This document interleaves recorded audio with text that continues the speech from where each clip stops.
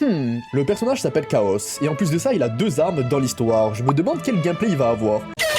Salut les Sancho, aujourd'hui je vais vous présenter comment jouer ce magnifique homme et je vous préviens, Hathor n'est pas nécessaire au personnage et le MC c'est en réalité une fraude avec Chaos. Hop là, au moins c'est dit et aujourd'hui je vais vous le prouver. Mais avant de prouver tout ça, je vais vous montrer comment jouer le petit Chaos. Alors Chaos, ce qu'il faut savoir avec lui, c'est qu'il a 5 attaques basiques comme ceci. Alors les animations sont assez rapides, mais il n'y a pas vraiment de moyen de cancel ses attaques. Par exemple la 5ème, tu peux pas forcément la cancel, ça te remet forcément à la première. Donc il n'y a pas vraiment de moyen de cancel les animations de base, ce qui est un peu dommage avec lui. Il n'y a pas vraiment de gros skill cap. Donc oui, pour ceux qui veulent un personnage simple à jouer, Chaos, c'est pour vous. Maintenant, comme vous le voyez, à chaque fois que j'ai fait des attaques basiques, ma sorte de petite hache ici s'est remplie. Et une fois que cette hache, elle est remplie, vous voyez, elle commence à s'illuminer. Une fois qu'elle est pleine, vous maintenez une attaque basique, ça fera donc une attaque chargée, comme ceci, qui fera beaucoup de dégâts. Vraiment, ne sous-estimez pas l'attaque, elle est hyper importante pour, la rotation de Chaos, et même on va se baser dessus quand on va jouer Chaos. Maintenant, pour entrer un peu plus en détail, vous avez sa compétence. Sa compétence va mettre un malus à l'ennemi, comme ceci. Vous voyez, il y a une sorte de petite griffe sur lui, et il va prendre 30% de dégâts supplémentaires par Chaos. Alors d'ailleurs, je viens de vérifier, mais c'est pas forcément que pour Chaos, hein. Il n'y a pas de précision sur Chaos, je pense que c'est pour tout le monde, my bad. Donc 30% de dégâts supplémentaires avec la compétence,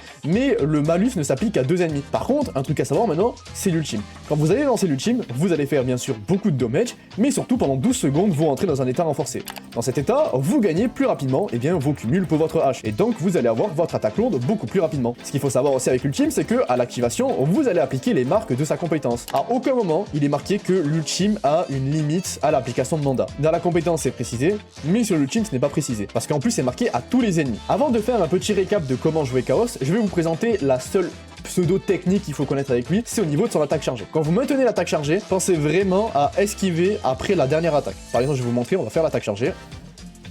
Là, en fait, ce qu'il faut faire, c'est esquiver. Alors, la caméra m'a tourné, mais comme vous le voyez, l'animation, en fait, elle nous remet en arrière. Et ça, c'est un peu relou parce que Chaos, c'est un personnage qui veut quand même taper de front, en fait. C'est un personnage que, voilà, vous voulez spammer vos basiques et tout, vous voulez pas perdre de temps à vous repositionner. Donc vraiment, à la fin de l'animation de votre attaque chargée, pensez à faire un dash en avant, c'est pour aller plus vite, et en plus de ça, vous allez faire quand même les dommages, hein. Regardez, là, je fais quand même les dommages, hein.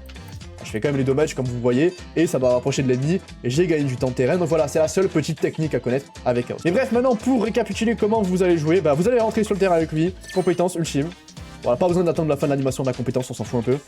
Vous allez juste spammer des basiques, spammer, et une fois que votre attaque lourde est prête, vous la faites, voilà. Le but sera de faire 2 attaques lourdes, on n'oublie pas 2 dash à la fin, voilà, c'est la rotation de Chaos, on fait compétence ultime, on spamme les basiques, on fait 2 attaques lourdes, et puis voilà, c'est assez simple à jouer, le personnage qui n'est pas non plus très difficile. Maintenant, il y a un élément hyper important du kit de Chaos qui est très mal compris par beaucoup de personnes, c'est celui-ci. En fait, Chaos va améliorer la réaction Remora. Comment ça va se passer? À la fin de Remora, Chaos va faire une instance de dégâts équivalent à 800% de l'attaque. Sauf que vous allez augmenter ce type de dégâts si Remora dure plus longtemps.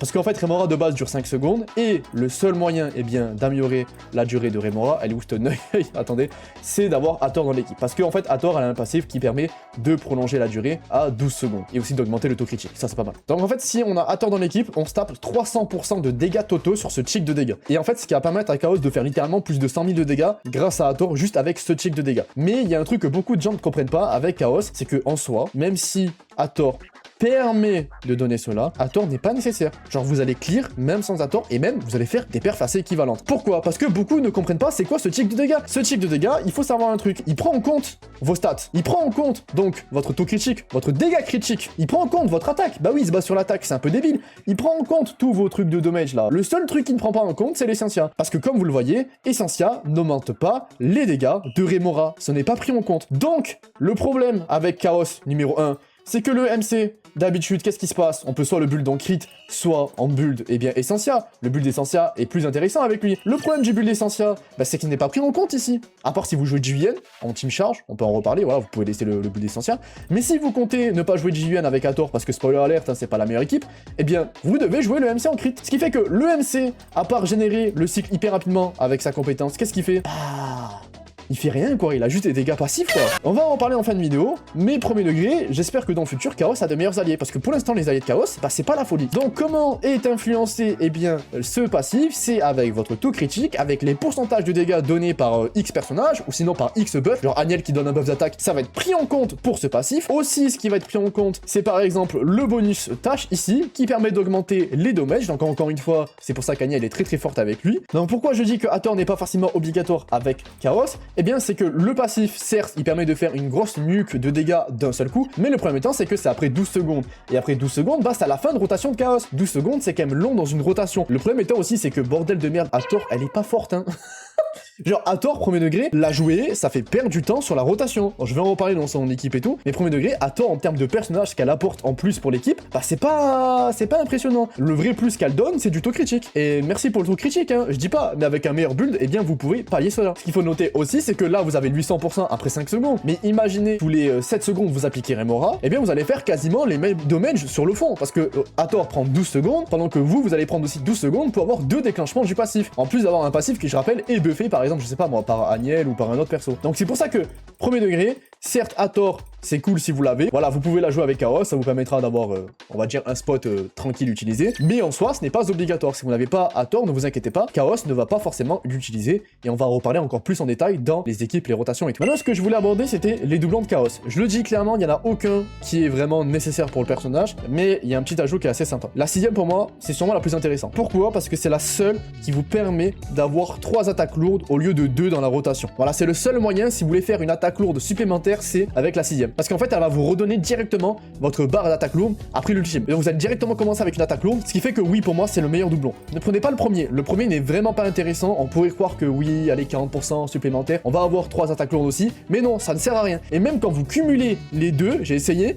ça ne sert à rien. Vous n'allez pas avoir 4 attaques. Ça ne sert vraiment à rien. Prenez seulement la 6ème. Ne prenez pas la première, elle n'est pas intéressante. Ensuite, en termes d'autres alternatives, vous pouvez prendre celle-là, parce qu'elle ignore la défense, ou celle-là qui permet d'augmenter les dommages s'il n'y a qu'un seul ennemi sur le terrain. Je vous conseille celle qui ignore la défense. Il y aura aussi celle-là qui permet d'augmenter le dégât critique, mais Chaos est un personnage qui a beaucoup de stats critiques, on n'en a pas forcément besoin. On a aussi celle-là qui permet de transférer mandat. Alors ça peut être sympa en scénario multi-cible, mais je vais pas vous mentir, il y a vraiment pas forcément besoin de ce passif. Donc oui, 6ème, 2ème, après 5ème ou 3ème. Pour maintenant son build et son arme signature. Alors son arme signature, je vous le dis, elle est quasiment obligatoire pour le personnage. Oui, aucune arme n'est obligatoire parce que vous pouvez écrire sans, mais il est vrai que celle-ci, elle est vraiment sympa. Vous avez beaucoup de taux critiques, pas mal de dégâts critiques et des dégâts Lakshana. Pourquoi je vous dis qu'elle est assez importante? C'est parce que malheureusement, il n'y a pas beaucoup d'alternatives. Vous avez l'arme de Beishang pour le taux critique et aussi pour les dégâts critiques, mais le reste du passif est pas très intéressant. Vous avez du V de férocité qui est vraiment très sympa. Le problème étant, c'est que ça demande d'avoir le BP, hein, force à vous. Et sinon, en alternative, eh bien vous avez l'heure viendra. Voilà, c'est la seule alternative pour, eh bien, l'auto critique. Donc voilà, vous comprenez pourquoi l'arme de Chaos est quand même assez importante pour le personnage. Si vous ne l'avez pas, ça risque d'être un peu compliqué en termes de dommage. En termes de console, il n'y a pas débat, on mettra le 4 pièces Lakshana et en main stat, on mettra soit dégâts critiques, soit dégâts Lakshana. Et sinon, en termes de disposition de module, alors j'ai celle-là qui est équipée automatiquement, je sais pas si c'est la bonne. Si c'est pas la bonne, je vous mettrai en commentaire la meilleure. Voilà. N'oubliez pas, le ratio à viser, c'est quand même 50% de taux critique. Je vous conseille quand même parce que je rappelle que si le passif ne crit pas, vous perdez quand même pas mal de dommages. Ensuite, en termes de dégâts critiques, visez plus de 130, 140, ça devrait aller. Au niveau maintenant des équipes de Chaos Giga BG. Et en même temps que je vais parler des équipes, je vais vous parler un peu de comment ils ont performé après mes tests. Alors je vais commencer par la team Sustain avec Aniel et Fadja. Le but ici, c'est de jouer Tash, donc la réaction 3 cycles, et de profiter du passif de Fadja, d'Aniel et tout. Je vous le dis, c'est clairement l'équipe qui performe le mieux, tout simplement parce que Fadja est là, et qu'en soit les Sustain sur le jeu actuellement sont quand même assez faibles, ils n'apportent pas grand chose, donc je ne vous conseille pas de jouer avec Sustain, sauf si vraiment vous galérez à survivre, n'est vraiment pas obligatoire. La team est cool par contre pour la synergie avec Aniel. Je vais en parler ici, mais le but, à chaque fois que vous jouez Aniel, c'est qu'une fois que vous terminez la rotation de Chaos, vous passez sur Aniel pour qu'elle fasse charge, et après vous repassez sur le MC qui va repasser sur Chaos, comme ça, vous redéclenchez Remora. Je sais pas si c'est assez simple à comprendre, en gros vous faites fin de rota Chaos, Aniel, MC, compétence, Chaos. Voilà, c'est aussi simple que ça, c'est pas très dur à comprendre. Maintenant, que se passe-t-il si on met Otori dans l'équipe? Bah c'est simple, vous avez une équipe qui rivalise avec l'équipe de Hathor. Tout simplement parce que je rappelle que Otori, son principal intérêt, c'est ses damages, mais aussi sa copie.